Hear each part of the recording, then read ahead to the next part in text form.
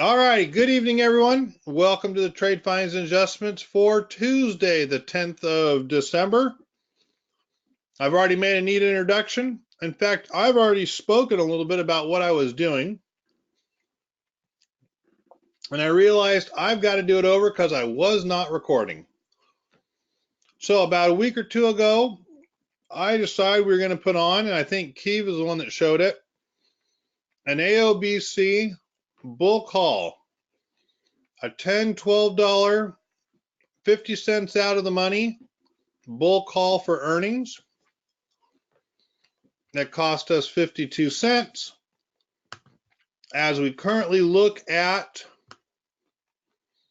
the price at 37.50, I guess 37.5 cents, right? I'm down 15 cents. I was just making the comment that's a little frustrating because if you go out to a chart,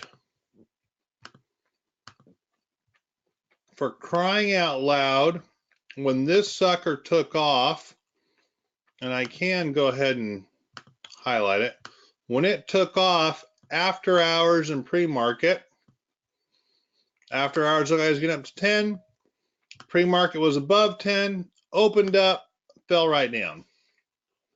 And of course, we're now trying to find a bottom to around $9 again.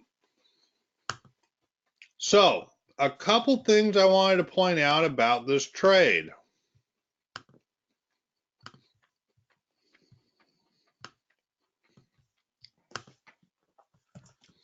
I placed it out in time to get through a second earnings. Last time, I sold off the short calls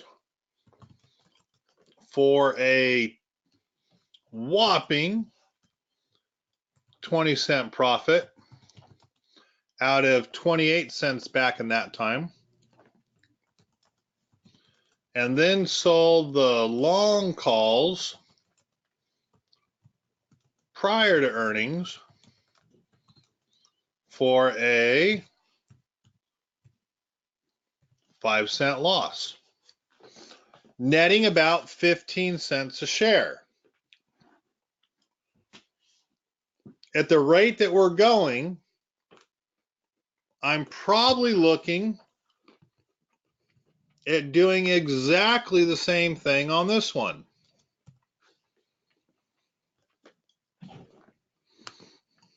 Right now, the bid is 15, the ask is 25. I might put the shorts on for a 15-cent close. Yes, it can still go farther. Yes, we might have a China screw up, in which case I'm going to blow it. But if we get any kind of good news, I think the whole market goes up. So I'm willing to take a risk on this position. Some of you will notice I'm not willing to take a risk on Ford, on Apple, on Visa. I would take a risk on a bank right now. I would take a risk on Disney. Disney has another billion-dollar movie coming out. And this weekend, Frozen should hit $1 billion. If you're to ask me, we're looking a gift horse in the mouth on Disney. $27 million for, 27 million subscribers to their new platform.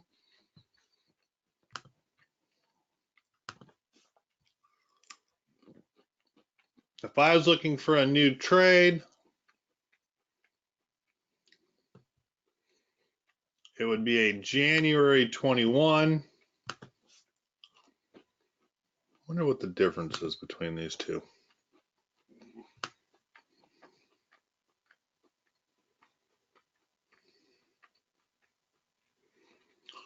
Oh, the Disney share splits.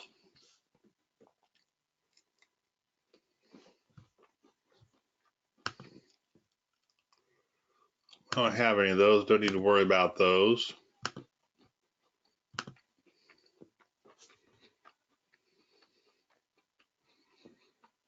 I'd be looking at a Disney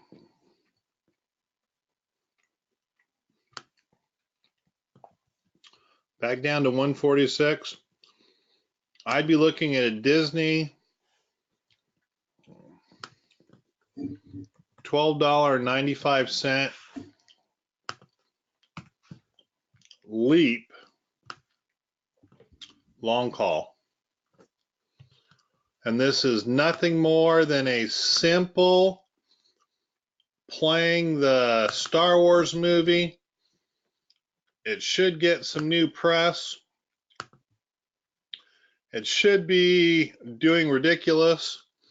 They should also be telling you in the near future that Frozen 2 will only be coming out on DVD or on Disney Plus.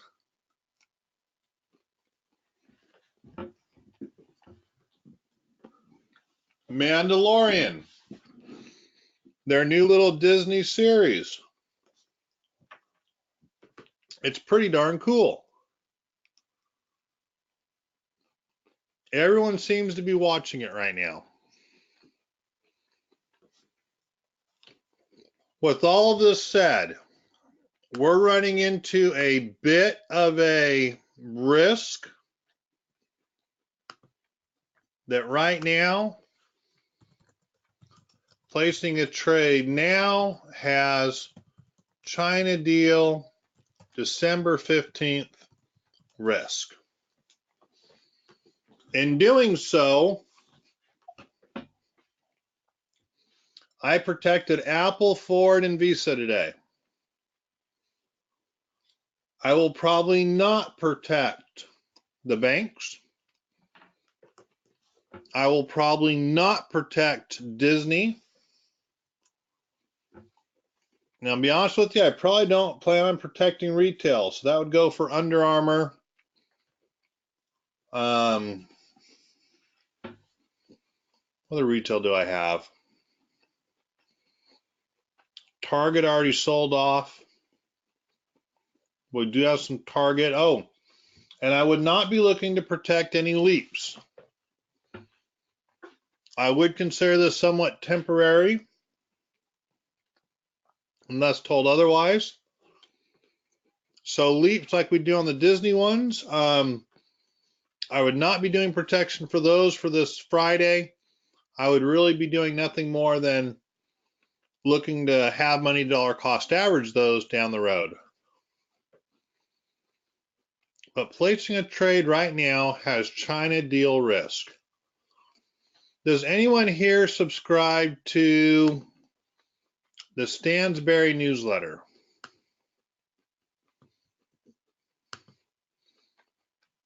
And I would dare say, Ida, I bet you probably do because you're the one that brought up the repo,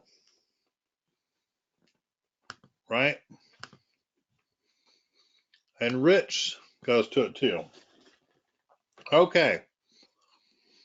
Right now, Stansberry is really pushing this repo risk and a supposed $125 billion injection that the Fed gave the market.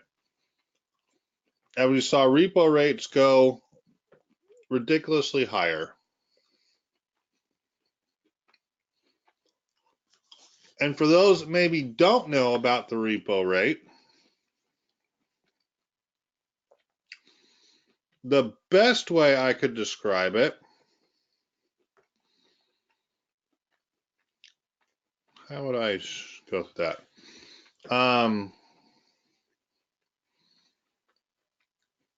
Cash available to banks in the short-term funding supposedly dried up a week ago. It made the Fed make an emergency of $25 billion over the past 2 days injection. And just to give you an idea what they're injecting for, is nothing more than possibly corporations have to withdraw funds from money market accounts to pay for quarterly tax bills, or on top of that, as banks borrow bonds overnight to act as a backstop for their trading, for their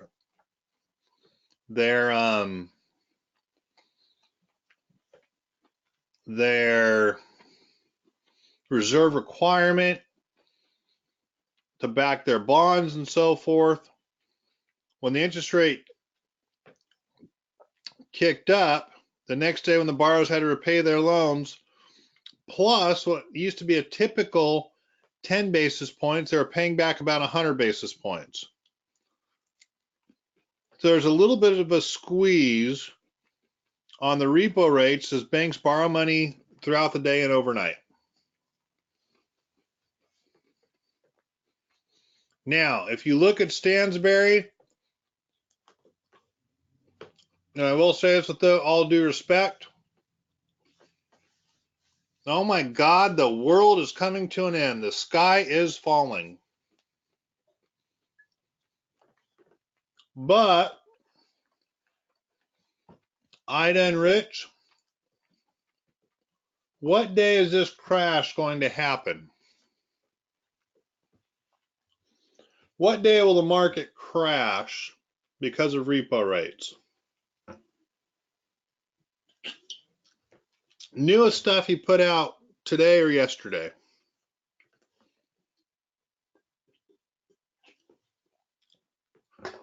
And hence this is the reason why I'm not a fan of Stansberry.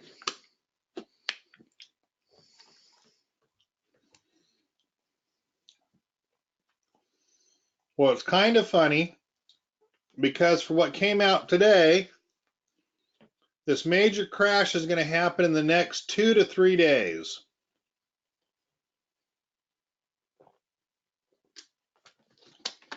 And you know what my comment was? You got to be kidding me. Because what could happen in the next 2 to 3 days?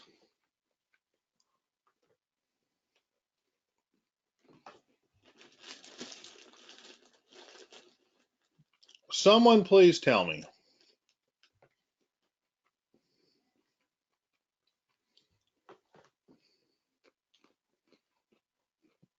There you go. Correct.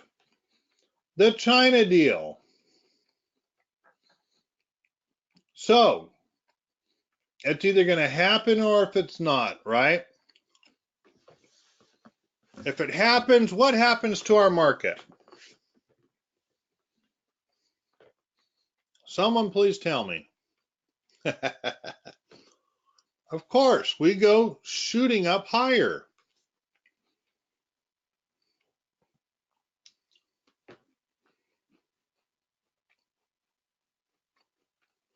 And if it doesn't come through, what's going to happen to our market? We'll probably head down significantly lower.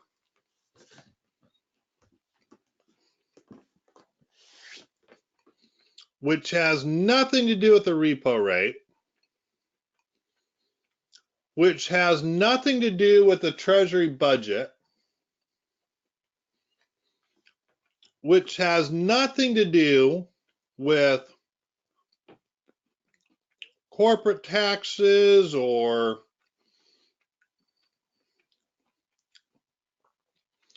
anything with the banks borrowing and lending, especially when it comes to bonds and treasuries.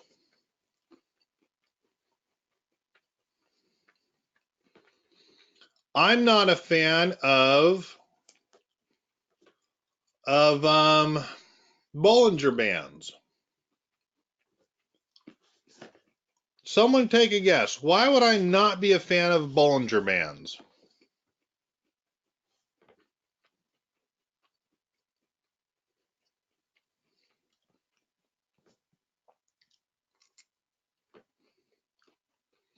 Because they're unpredictable.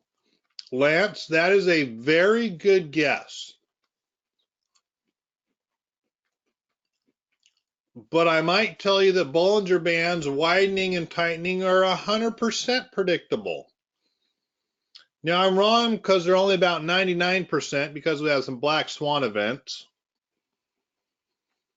But tightening and widening of Bollinger Bands are, in my in my years of study, they are 99.999% predictable when they're going to tighten and when they're going to get wider, to the day. So Lance, you were brave enough to answer that question. When do Bollinger Bands tighten and widen on the day? Anyone can answer it. But what day do they tighten and widen on? Kind of a trick question. And Lance, you typed in a question mark or two. Okay, anybody else?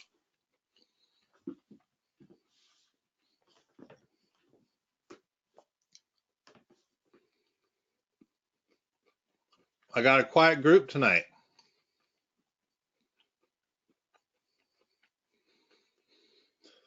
Well, they'll really tighten the 2 weeks before earnings. And then after earnings, Bollinger Bands widen out significantly.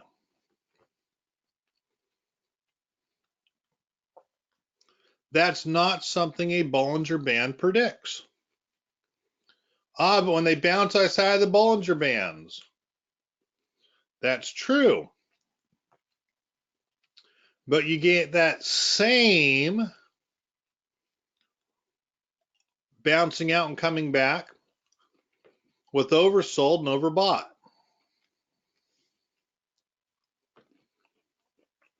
So I don't use Bollinger Bands because their premise and their prediction is not based on the algorithm, it's based on earnings.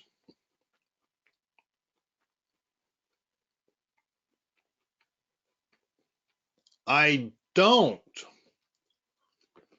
believe in a lot of what Stansberry puts out because the big moves coincide with nothing that he predicts or talks about.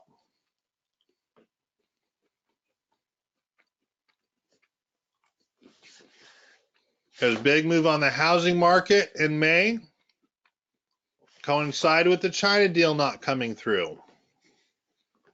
Off by about a week or two. It also comes into the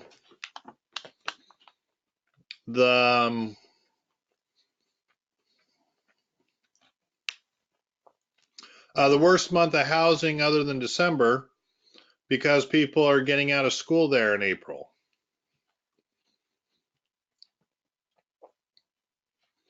So I have a hard time believing someone's research that coincides with another big event that's occurring and trying to lay blame on one or the other.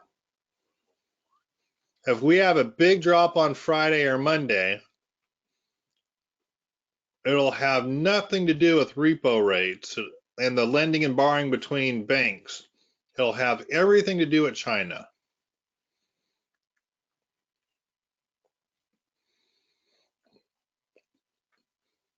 So you've got to have a little bit of a broad spectrum to see what's going on.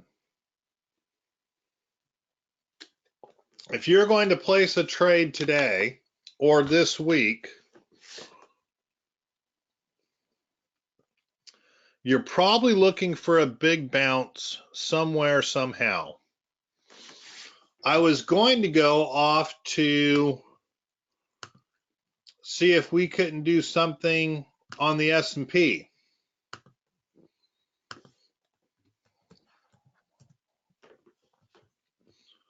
because it might make it worthwhile. So I think I was going out to February. Yep. And I was looking at a strangle straddle, slightly in the money, especially at $13.50. We could spend $8.13 or $7.93. The problem is, at least I think the problem is, if you spend $8 and divide it by 313, you're looking at a 2.5% move.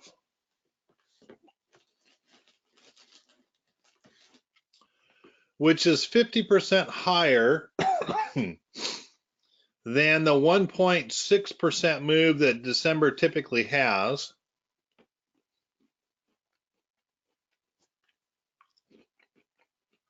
With Trump having 2 articles of impeachment, which to me, in all honesty, seem like bull crap, right?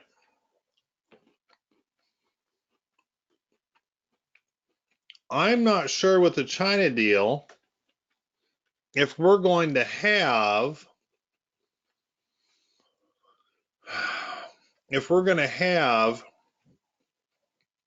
an additional 2.5% move up from where we are right now.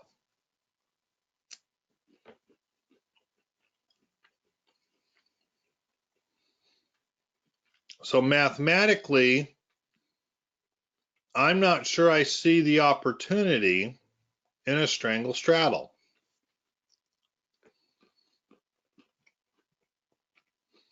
Well, Kevin, you've talked about a 5% move, and I have.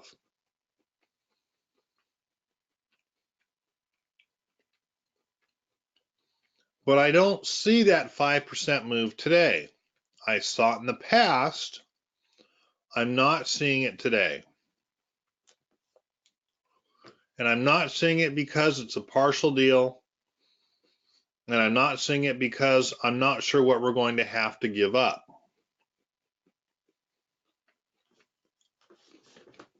So a strangle straddle just didn't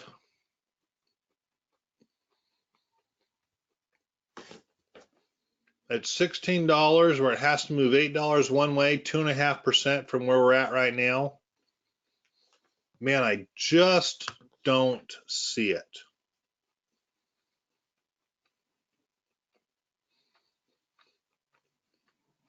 I just don't.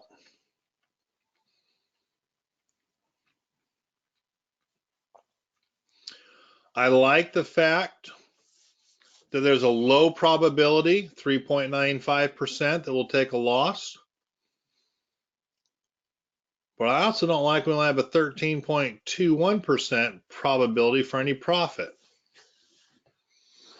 297 on the downside, 329 on the high side. Taking a look at a chart, short term,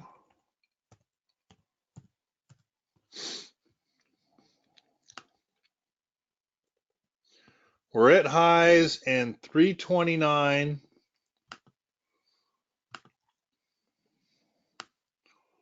brings us right here, not at the 300 round number level where I see it, you know, you want to call it a triple top, but 3 times we've hit down there.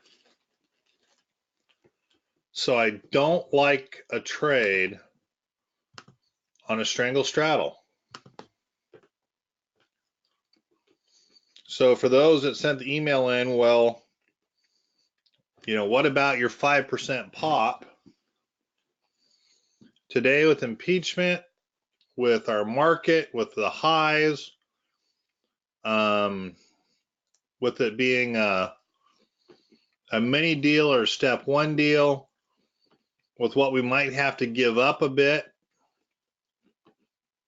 I just don't see the 5% move anymore. I'm not even sure I see a 2.5% move.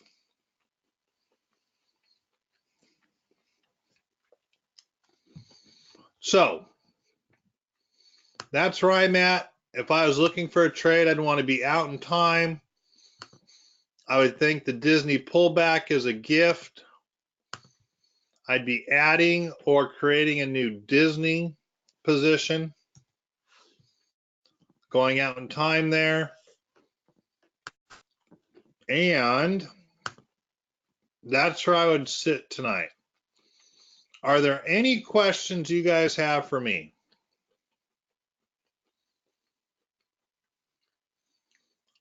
Rich and Ida, don't spend the $500 for his repo report. You will be sorely disappointed. Most of that's already in the Bloomberg analysis that you can get all the way back in September. And the Bloomberg article on the repo rates.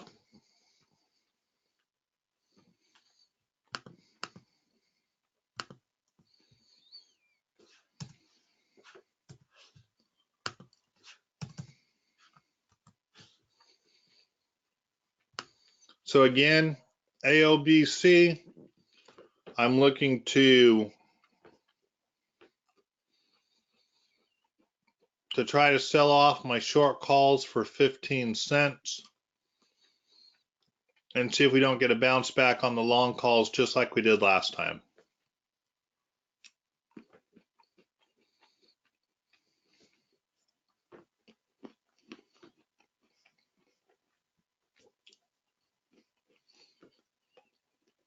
Any questions from anybody on anything?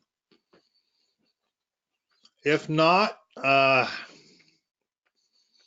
heading back to the hospital for a couple more nights. We thought we'd be done, but things are not working the way my family had hoped. So I'm going to do an overnighter tonight, overnighter tomorrow night. Thursday, I will hopefully try to get my sleeping schedule back on track. And Friday, I'm off to Louisiana.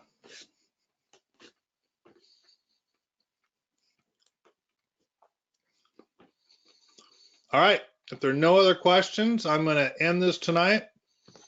We'll have one more on Thursday morning. My expectation is that I will be doing that. If not, Keeve will fit in or follow in. But I'm going to go run and take a quick shower and head off on the road to get to a hospital.